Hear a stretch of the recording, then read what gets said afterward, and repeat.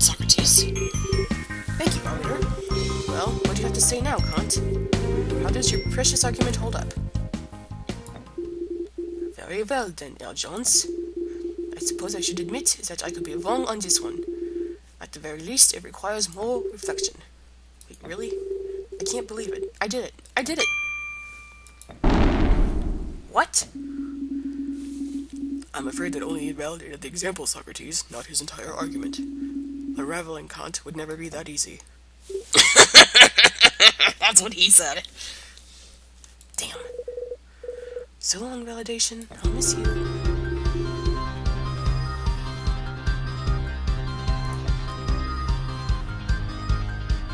Nonsense! Immanuel Kant. What is the one thing which from the very beginning of our discussion you emphasized above all else? Intentionalism, of course. What we will is far more important than what we make. Right, that's what I thought. And that's fascinating. Because checking for rationalities sounds a lot like assessing the consequences to me. What? You claim we cannot will a world that is worse than the one we have now.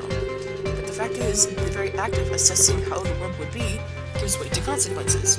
You'd think that you would throw this out, but instead you have this as a key step in the universality test. Determining whether your maxim is a categorical imperative is a fundamentally consequential procedure. Wow, that went right over my head.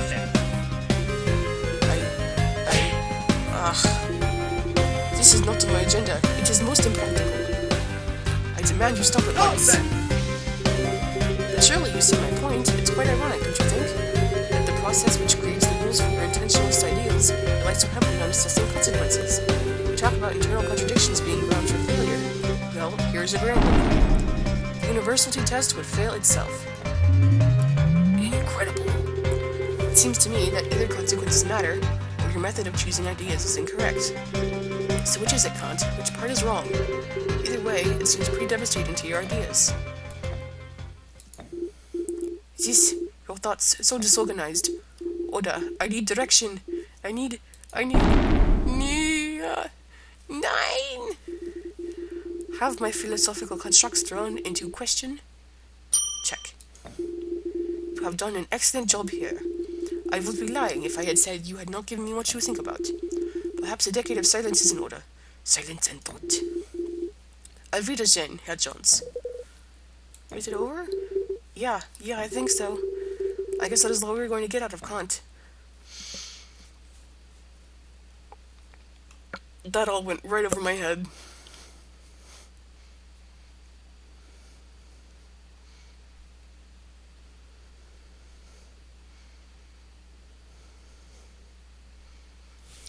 Ugh, my throat's sore.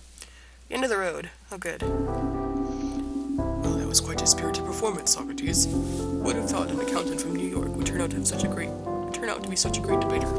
Thank you, arbiter. I believe Friedrich Nietzsche has volunteered to discuss his ideas with you next. A prominent, if sometimes paradoxical thinker. He is often quoted by the angsty teens of your era. Give me a moment and I will retrieve him. Of course. You okay, Ari? I don't know how you're still doing this, Dad. I mean, look at me. I'm getting tired, and I'm just helping out. I know, Ari. I was personally hoping Kant's answers would hold up. At this point, I kind of think that the nature of morality is impossible to find. No shit. What did you say? Oh, I said, I kind of think that the nature of morality is impossible to find. Huh. Interesting. Unfortunately, while interesting, that description of nature of morality is also incorrect. What? I'm very sorry, but the rules state he only has one chance, and I'm afraid that was it. What the hell? This is completely bogus. My dad wasn't trying to provide an answer just then, he was just thinking to himself. Tell him, Dad. Tell him you didn't intend to make a statement about morality. Dad? Ari, he's right. What? What I said was, in fact, a statement about the nature of morality. I can't deny that. I'm glad you were taking this reasonably, Socrates. Again, the deepest of apologies. I hope you will be able to make yourself comfortable here. Wait, Arbiter, before you leave, can I ask you one thing? I suppose. Why? Excuse me? Why am I wrong? Come now, your stance is full of holes, Socrates. Of that much there is no doubt. So you've said, but why? If I'm going to be here forever, I'd like to at least understand why I'm wrong. Very well, Socrates. That is only fair. Allow me to spell it out for you. Oh my god, my voice is gonna kill me. You have presented your philosophical views. Your premise is foolish, as morality has a tangible impact. The world is clearly better, and individuals strive to be better. I see little reason to doubt the existence of some form of morality in our world. And there we go, Socrates. As you see, your answer is flawed to the core. I see. Well, if you don't mind, Arbiter, I'd like to ask you a few questions. What? Dad, are you really intending to challenge the Arbiter? Yes, I do. Well, listen, I don't know if you forgot this, but, he's the Arbiter! So? Ari, you once told me never to let an argument go unexamined, didn't you? Oof. Frankly, we both know that I know little about philosophy. For all my bombast, it's only because of the piece of advice that we've lasted as long as we have. But, Dad, we've encountered many arguments that look solid on the surface, but each and every one of them has had a flaw. If we don't look closely at this one, how can we know it's not the same? Examine everything. There is too much on the line for us to forget that now, no matter how scary our opponent looks. Alright, Dad. I trust you. Well, this is unexpected, Socrates. I confess you have piqued my interest. I suppose, given all you have done, some questions are warranted. Ask away, but do not feel too hurt when you come up.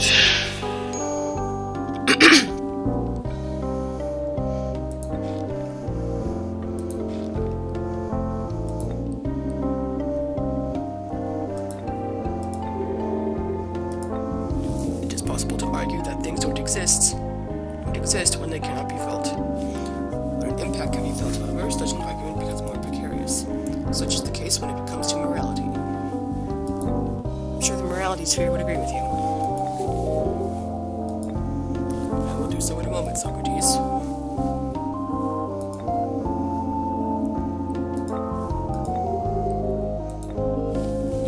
I think this is pretty clear, Socrates. Mankind is better off when held to a higher standard. In other words, when they adhere to the principles of some form of morality. History has been marked by shifts in human temperament. Advances in moral thinking tend to lead to periods of prosperity, while flawed or distorted ideals lead to decline. Seeing this, there can be little doubt morality betters the world.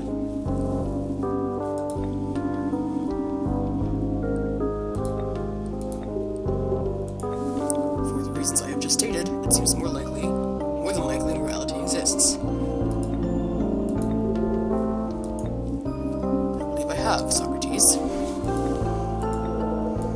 What are you doing, Dad? I thought you said you would find something wrong with this argument. Did I? I actually have very few problems with this argument, and that's what makes me feel like something is off here. Huh? What views were those? Come now, Socrates, do you really need me to outline your own opinions? I just can't help but feel everything would be clear if you did. Very well then, if you insist. You claim that morality does not exist. I have already done so, Socrates. You have stated your belief that morality does not exist. Socrates, be reasonable. Did you not say these words yourself? Alright, Arbiter, I admit you have raised a strong objection to the idea that morality does not exist. Thank you, Socrates. As governor of this realm, it would be tragic if I had not. Do you see now why such an answer is insufficient? Of course, there is just one problem. That wasn't my answer. What? What you are arguing against is 2 steps removed from what I actually said. You have discredited the non-existence of morality, but I claimed that the answer to morality might not be findable. Well, then those are essentially the same thing. No, they are not.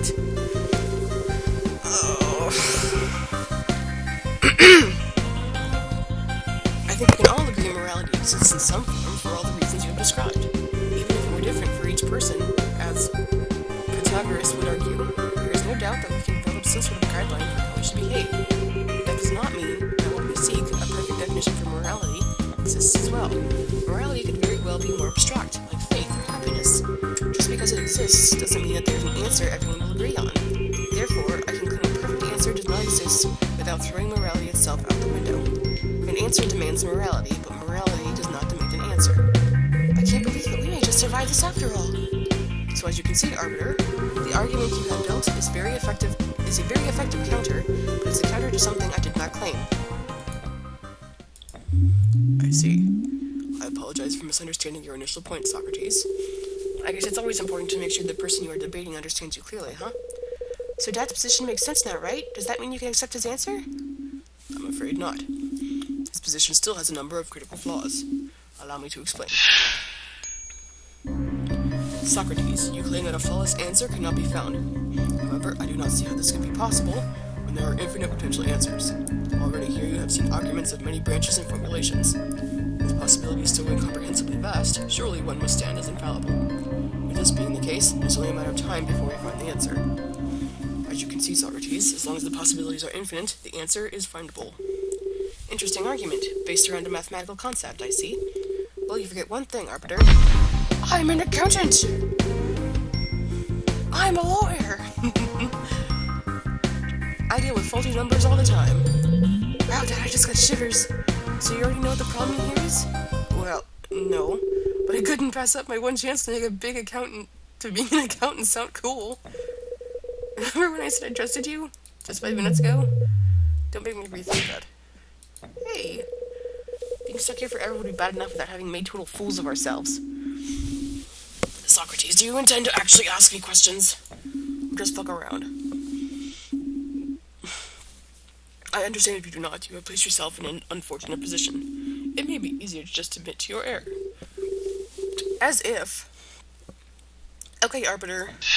Let's rumble.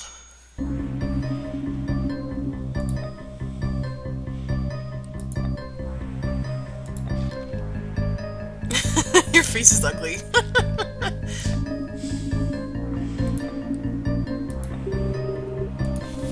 I am saying that the number of possible solutions that philosophers may think of is not in any way limited. There are infinite possible ideas and infinite variations on those ideas. So essentially, no matter how many answers we discredit, there will always be another one on the table? Just thinking about that makes me tired. There can be little doubt that the potential answers are infinite, Socrates. I will provide evidence for this in our next statement.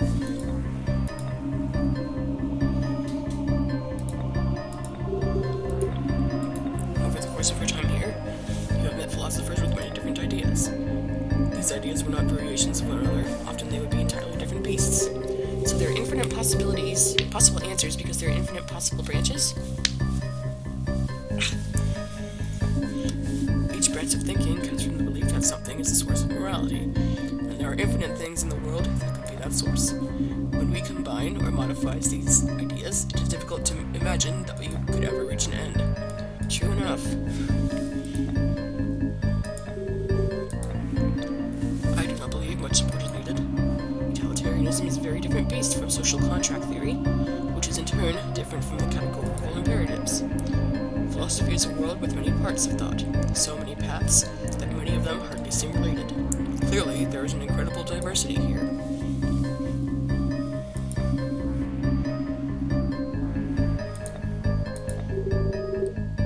I'm not sure I understand.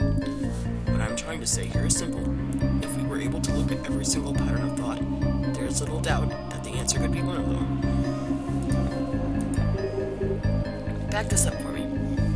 What do you mean? Well, what makes you so sure one of them is perfect? Socrates, is the answer not in the infinite itself? Arbiter? Yes, Socrates. The argument you are making here is quite simple on the surface. I can see why, with so many possible answers, you might believe one of them has to be true. Might believe? Correct. For while I understand where you're coming from, I'm afraid infinity does not quite work the way you think it does. Huh? I don't understand either, Dad. What do you mean? Oh my god. Okay, time for a math lesson. To put it plainly, infinite is not the same as all-encompassing. They may sound similar, but the two are actually entirely different. There are infinite real numbers between 0 and 1, but none of them are 2. Likewise, there may be infinite potential ways to try to define morality, but that does not guarantee that perfect. Well, come now, Socrates. Even if I can't prove the answer is out there, probability is surely on my side. Philosophical thought is so diverse, the amount of ground which is covered is truly innumerable. With this being the case, surely it seems more likely than not. More likely than not that the answer exists, yes? Does it? Over the course of my time here, every philosopher I have encountered has claimed to have the answer to your question. However, close examination revealed that, diverse as they were, all of them had flaws. Come to think of it, that's true. Faced with the parade of great thinkers, all failing to accomplish the same task beside me, my position only seems stronger. There is no evidence that the set of possible answers contains perfection. In fact, it seems extremely unlikely. The fact is, the existence of infinite possibilities does not guarantee a certain possibility is among them. Any claim that it does is simply and objectively false. Now, I guess I can understand the mistake. You are the ruler of a realm of ideas, not the realm of facts, after all. But as an accountant, I could never stand for such an assumption. Nonsense. Socrates, let us set aside the witticisms and return to the basics for a moment. You have posited here that there may, in fact, be no provable answer to the question of morality. Yes?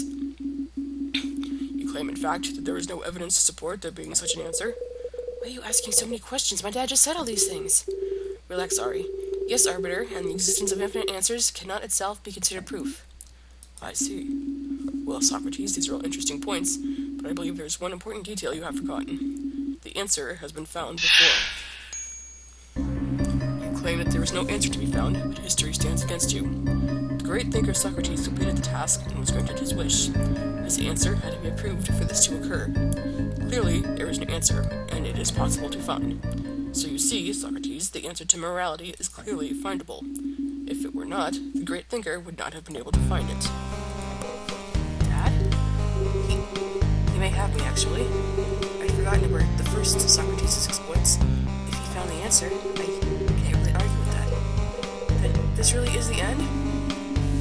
Now you understand why I cannot accept your answer. You agree that continuing this debate would be foolish, yes? Is this it? Do I have to concede? Even though we came so far? Ari. I'm sorry. Nonsense! Worry not, old friend. There is still hope. Protagoras. Not just Protagoras. What are you all doing here? We have come to back you up, old chap. But why? Why? Ingratitude is the essence of vileness. I gained much from our discussion. Now it is time to return the favor. You are in trouble, and the imperative dictates that I assist. Exactly. There is no happiness to be gained from watching a friend struggle. I can be most useful here, assisting you from the sidelines. We formed a contract to find the answer, and I must follow it to the end. And you? Euthyphro? My child, you are still a blasphemer. Rest assured, the gods will smite you one day. But until then, I suppose I could lend you a hand. Being men, we are all incredibly flawed. Our only hope lies in helping each other. Aw, this is so sweet. Thank you, all of you. Fuck, they probably got all their accents wrong. Alright, Arbiter, I'm not going to give up just yet. This is deteriorating into madness, Socrates. Madness! But very well, I shall entertain you a little longer.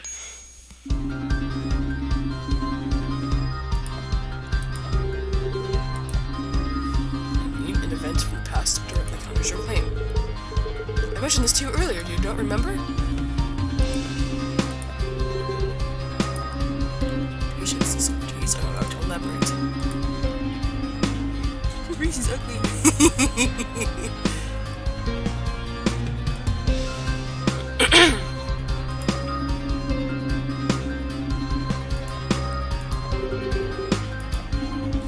Many centuries ago, Socrates came to the current arbiter claiming he found the answer to morality. This was the last anyone ever saw of him.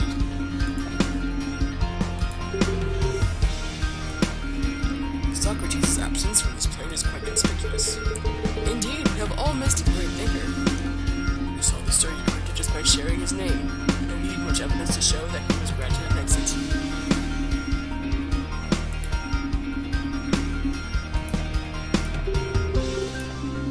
It is quite simple. If his answer had not been determined to be correct, none of this could have happened. last time, Socrates. Indeed, it is legend in this realm. Oh, fuck. A British accent. Hold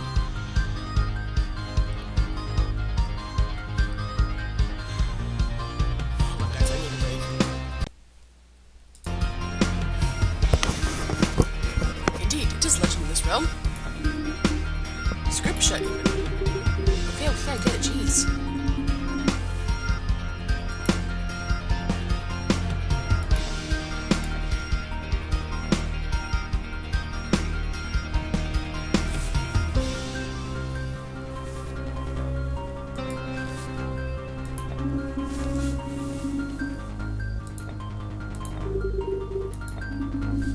That there is clearly an answer and it is possible to find. I'm not sure how I can be more straightforward than that.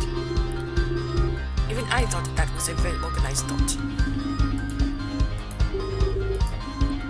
I believe I just did. Oh, burn!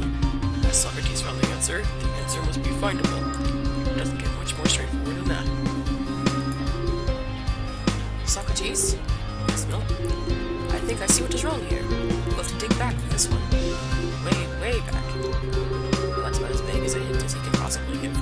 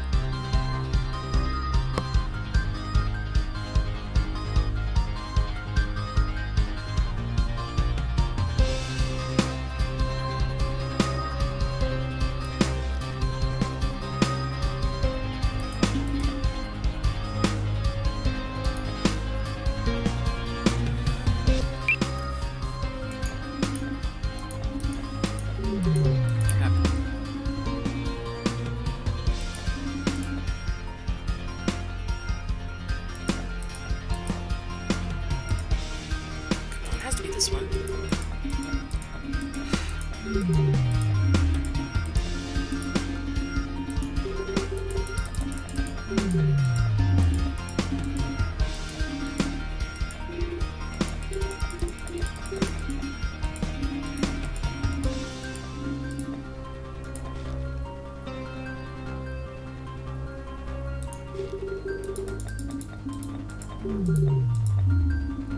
Balls.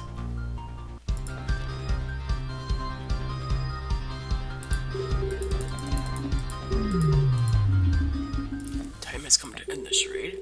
Wait, just give me one more chance and... No, Socrates. I've given you more than enough chances. The chances have now worn themselves through. I hope you'll be able to make yourself comfortable here, Socrates. Won't be going anywhere anytime soon. Fuck. Goodbye, Socrates Jones. So close.